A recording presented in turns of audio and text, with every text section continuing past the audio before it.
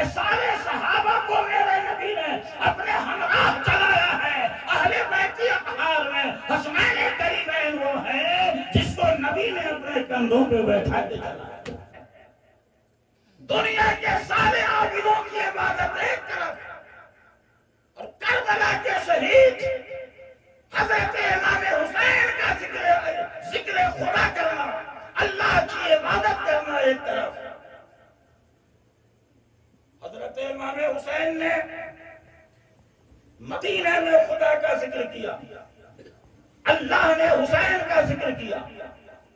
ہجرت فرما کر مکہ تشریف لائے، امام حسین نے خدا کا ذکر کیا، خدا نے حضرت حسین کا ذکر کیا.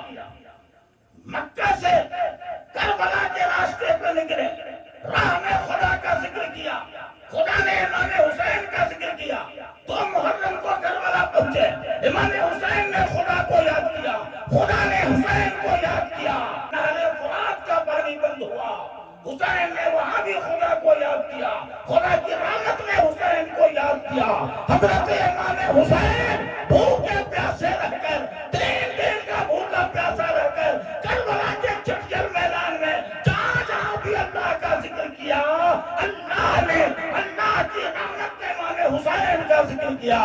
آگے آئیے، جنگ شروع ہوئی تو اللہ کا ذکر کیا، آوان و انصار کی لاشوں کو اٹھایا تو حسین نے اللہ کا ذکر کیا، بھائی بھتیجے کی لاشوں کو اٹھایا تو اللہ کا ذکر کیا، اور محمد کی لاش کو اٹھایا، اور محمد کی لاش کو اٹھایا تو خدا کا ذکر کیا. حضرت عباس کے بازو کو اٹھایا تو خدا کا ذکر کیا، قاسم کی جوانی کو اٹھایا تو خدا کا ذکر کیا، جوان بیٹے کی لاش کو اٹھایا تو خدا کا ذکر کیا. 6 ماہ کا بیٹا آپ کی گود میں شہادت کا جام دیا، حسین نے خدا کا ذکر کیا. خود 72 نیزے لگے، حسین نے خدا کو ذکر کیا. اور جب سجدے کی حالت میں جام شہادت کو نوش فرمایا تب بھی خدا کا ذکر کیا.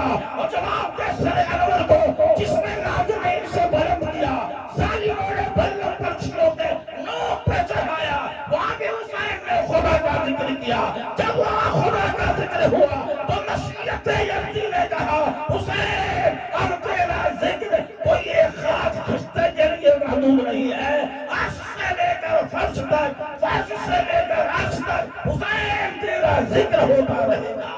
مشرق میں تیرا ذکر ہوگا، مغرب میں تیرا ذکر ہوگا، شمال میں تیرا ذکر ہوگا، جنوب میں تیرا ذکر ہوگا، ہندوستان میں تیرا ذکر ہوگا، بنگلہ دیش میں تمہارا ذکر ہوگا، پاکستان میں تمہارا ذکر ہوگا، سعودیہ میں تمہارا ذکر ہوگا. اے حسین، بلند پنچھیوں کے نوک پہ چڑھ کر تو نے جو میرا ذکر کیا ہے، اب تیرا ذکر اتنا عام ہوگا کہ دنیا کی کوئی طاقت اب تیرے ذکر کو بند نہیں کر سکتی ہے.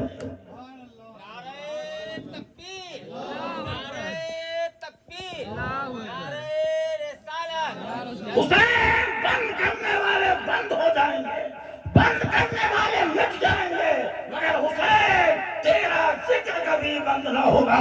سلگ جاتی ہے جب یہ آگ تو بجھنے نہیں پاتی، چراغ عشق جل اٹھتا ہے تو مشعل نہیں ہوتا. ذکر تو سب نے کیا ہے، تیرا نیا انداز ہے، تو نے وہ سجدہ کیا جس پر خدا کو ناز ہے. جانے والا حسین عشق و محبت کی ایسی داستان پیش کیا، ذکر خدا اور ذکر مصطفیٰ کا ایسا شمع رچا دیا، ایسی سور حسینیوں کے سینے میں پھونک دیا کہ سورہ اسرافیل بھی اب اس کو نہیں بجھا سکیں گے. آئی جو ان کی یاد تو آتی چلی گئی، ہر نقش ماسوا کو مٹاتی چلی گئی. حالات کے تیور کو پہچاننے والوں اور اس موجودہ ماحول میں جینے والوں، حسین کے ذکر سے ایک سبق سیکھو. اس ظالمانہ حکومت کے دور میں اور اس دور میں اگر حسین کی یاد نہ بناؤ گے، حسین کے ذکر سے اپنے ایمان کو نہ کرواؤ گے، یاد حسین میں اگر مست نہ ہوگے تو دنیا کی کوئی طاقت تمہیں گمراہ ہونے سے نہیں روک سکتی. اس لیے ضرورت اس بات کی ہے امام حسین کے محبت کی شمع اتنی کثیر تعداد میں جلا دی جائے کہ جدھر دیکھو اس میں حسینی قافلہ روا دوا میں خانہ سلامت ہے تو ہم خون جگر سے تزئین درو بام ارم کرتے رہیں گے. درود شریف پڑھیے صلی اللہ علی النبی الامی والہ صلی اللہ علیہ وسلم صلاۃ و سلام علیکہ یا رسول اللہ فاذکرونی میرا ذکر کریں اذکرکم میں تمہارا ذکر کروں گا. امام حسین نے اللہ کا ذکر کیا, اللہ نے امام حسین کا ذکر کیا, اور ایسی دھوم اور ایسی شہرت امام حسین کو ملی کہ اب دنیا کی کوئی طاقت ذکر حسین کو مٹا نہیں سکتی, اسے روک نہیں سکتی. جانے والا ایسی سور ہی ہو گیا ہے کہ جب تک اس روئے زمین پر اللہ کے نیک اور وفادار بندے زندہ رہیں گے اس وقت تک ذکر حسین بھی ہوتا ہوا ہے. ایک چیز اور, جتنے بھی صحابہ کرام ہیں, 5 منٹ کا اور لے رہا ہوں, جتنے بھی صحابہ کرام ہیں سب کو میرے نبی نے اپنے ہمراہ چلایا, ہمراہ چلایا. تمام کے تمام صحابہ دیوانہ وار مستانہ وار دائیں بائیں آگے پیچھے ہو کر نبی کے چلتے رہے. شمع کے مانند, پروانے کے مانند شمع کے اوپر قربان ہوتے. مگر ایک چیز, بدر ہو, خندق ہو, احد ہو, تبوک ہو, سفر ہو, حضر ہو, مکہ ہو, مدینہ ہو, کہیں بھی ہو, سارے کے سارے صحابہ نبی کے ہمراہ چلتے رہے, نبی کے ہمراہ چلتے رہے. یاد رکھیے سارے صحابہ کو نبی نے اپنے ہمراہ چلایا, اور حسنین کریمین وہ ہیں جس کو نبی نے اپنے کاندھے پہ بیٹھا کے چلایا. سب کو اپنے ہمراہ چلایا, مکہ میں چلایا, مدینہ میں چلایا, احد میں چلایا, بدر میں چلایا, خندق میں چلایا, یرموک میں چلایا, اور سارے کے سارے صحابہ دیوانہ وار مستانہ وار آپ کے ہمراہ چلتے رہے. مگر اہل بیت اطہار میں حسنین کریمین وہ ہیں جس کو نبی نے اپنے کندھوں پہ بیٹھا کے چلایا. کیا دنیا اس تاریخ کو بھول جائے گی؟ ایک موقع سے اللہ کے پیارے نبی سید العالمین جناب محمد رسول اللہ صلی اللہ تعالیٰ علیہ وسلم اپنے ایک کاندھے پر امام حسن کو, دوسرے پر امام حسین کو بیٹھائے ہوئے حجرہ فاطمی سے نکلے, مدینے کی شاہراہ پر پہنچے کہ سامنے حضرت فاروق اعظم آئے. جب قریب آئے تو بڑے ادب و احترام کے ساتھ نبی کو سلام کیا اور مسکراتے ہوئے کہا, واہ واہ کتنی اچھی سواری ہے, کتنی اچھی سواری ہے. پیغمبر اسلام مسکراتے ہیں اور فرمایا, اے عمر اگر سواری اچھی ہے تو سوار بھی تو اچھا ہے, سواری اچھی ہے تو سوار بھی اچھا ہے. ہمیں کہنا یہ ہے کہ سارے صحابہ کو میرے نبی نے اپنے ہمراہ چلایا ہے. اہل بیت اطہار میں حسنین کریمین وہ ہیں جس کو نبی نے اپنے کندھوں پہ بیٹھا کے چلایا.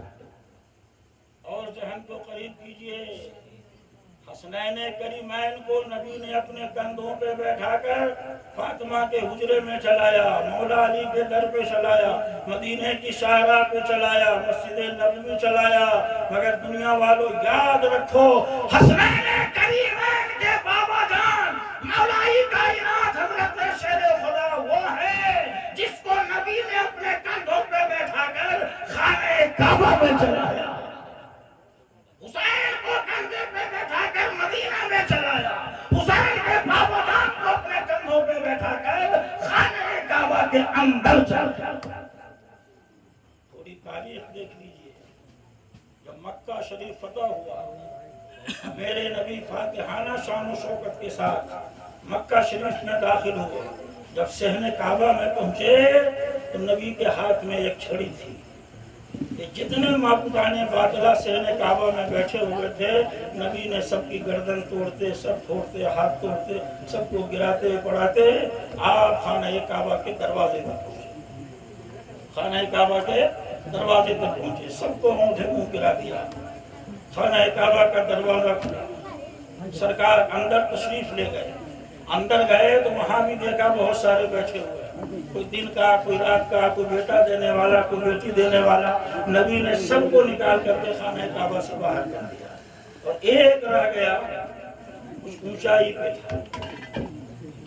نبی نے یوں ہاتھ کیا، ہاتھ وہاں تک نہ پہنچا بظاہر، ورنہ نبی کا دست مبارک تو یہ ہے کہ صحابہ کے میدان میں سورج کو آپ نے کھینچ لیا تھا. تو یہ تو آسانی سے کھینچ جاتا، لیکن نہیں، نبی کے ہر کام میں کوئی نہ کوئی نہیں پہنچا. تو سرکار نے آواز دی، سارے کے سارے صحابہ صحن کعبہ میں کھڑے تھے. آپ نے مولا علی کو آواز، وہاں مولا علی کو آواز، ابو بکر صدیق کو نہ بلایا، فاروق اعظم کو نہ بلایا اندر، عثمان غنی کو نہ بلایا اندر، بلایا مولا علی کو. کیوں مولا علی کو بلایا؟ تو مشہور روایت یہ ہے کہ حضرت علی کی پیدائش خانہ کعبہ میں ہوئی. سبحان اللہ. جب پیدائش خانہ کعبہ میں ہوئی تو مولا علی کی دونوں آنکھیں بند تھی، کعبہ شریف کو نہ دیکھا.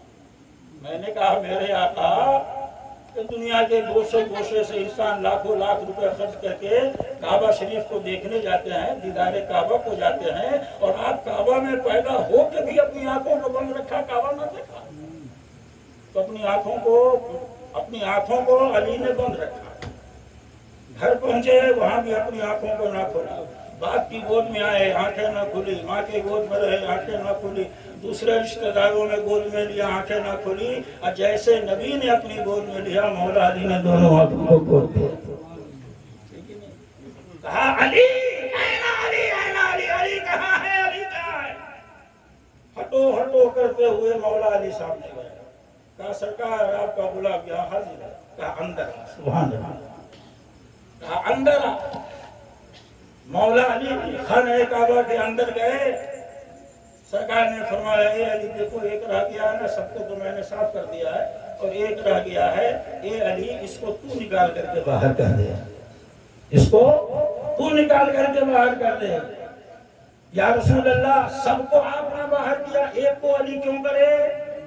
جواب ملے گا اس لیے یہ ایک کو علی کے ہاتھوں سے اس لیے نکلوا رہا ہوں کہ اے علی اسی گندگی کی وجہ سے، اسی بت کی وجہ سے، اسی ناپاکی کی وجہ سے تو نے کعبہ میں پیدا ہو کے بھی کعبہ کو نہ دیکھا. آج تو اس عمر کا ہو گیا ہے تو آ اس گندگی کو تو اپنے ہاتھ سے نکال دے. علی نے ہاتھ اونچا کیا، علی کا ہاتھ نہ پہنچا. سرکار نے ہاتھ اونچا کیا، نہ پہنچا. تو کیسے آئے گا؟ سرکار نے فرمایا علی میں بیٹھ جاتا ہوں، تو میرے کاندھے پہ آ جا، تو میرے کاندھے پہ آ جا. حضرت علی ہاتھ جوڑ لیتے، کہتے سرکار دنیا کیا کہے گی؟ دنیا کو معلوم ہوگا تو دنیا کیا کہے گی کہ نبی کے کاندھے پر علی ہے. حضور آپ میرے کاندھے پہ آ جائیے، میرا سینہ فخر سے بلند. سرکار آپ میرے کاندھے پہ آئیے. نبی نے فرمایا علی تیرا کاندھا نبوت کی بوجھ کو نہ اٹھا سکے گا، تم برداشت نہ کر سکو گے، اس لیے تم میرے کاندھے پہ آؤ. سرکار خانہ کعبہ میں بیٹھ سے ہے، مولا علی کو اپنے کاندھے پہ بیٹھا کے ہے، مولا علی کو کاندھے پہ بیٹھا کر خانہ کعبہ میں چلاتے ہیں، اور اس ایک گندگی کو مولا علی کے ہاتھ سے نکلوا کر کے کعبہ کو پاک کرتے ہیں. اس لیے میں نے آپ سے کہا حسنین کریمین وہ ہے جس کو نبی نے اپنے کاندھوں پہ بیٹھا کر مدینہ میں چلایا ہے. حسین کے بابا جان وہ ہے جس کو نبی نے اپنے کاندھے پہ بیٹھا کر خانہ کعبہ کے اندر چلایا. آخری جملہ، اب پوری امت قربان ہو جائے، صداقت پر سبحان اللہ، سبحان اللہ، صدیق کی صداقت پہ قربان جاؤ۔ حسنین کو نبی نے کاندھے پہ بیٹھا کے چلایا، مولا علی کو نبی نے کاندھے پہ بیٹھا کے چلایا، اور صدیق کی ذات گرامی وہ ہے کہ ہجرت کی رات حضرت صدیق اکبر نے نبی کو اپنے دونوں کاندھوں پر بیٹھا کر غار ثور تک پہنچایا اور غار ثور پہ چلایا۔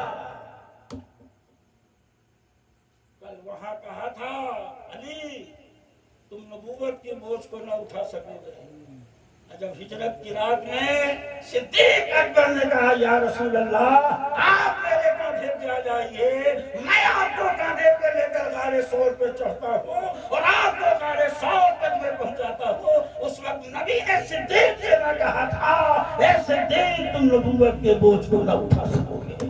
تو حسنین کریمین کی ذات وہ ہے جس کو نبی نے اپنے کاندھے پہ بیٹھا کے چلایا، مولا علی کی ذات گرامی وہ ہے جس کو نبی نے اپنے کاندھے پہ بیٹھا کر خانہ کعبہ میں چلایا، اور حضرت صدیق کی ذات گرامی وہ ہے کہ حضرت صدیق نے نبی کو اپنے کاندھے پہ بیٹھا کر غار ثور پہ چلایا اور غار ثور پہ پہنچایا۔ فاذکرونی میرا ذکر کرو، اذکرکم میں تمہارا ذکر کروں گا، واشکروا لی میرا شکر کرو، میرا اور میری ناشکری کبھی نہ کرو۔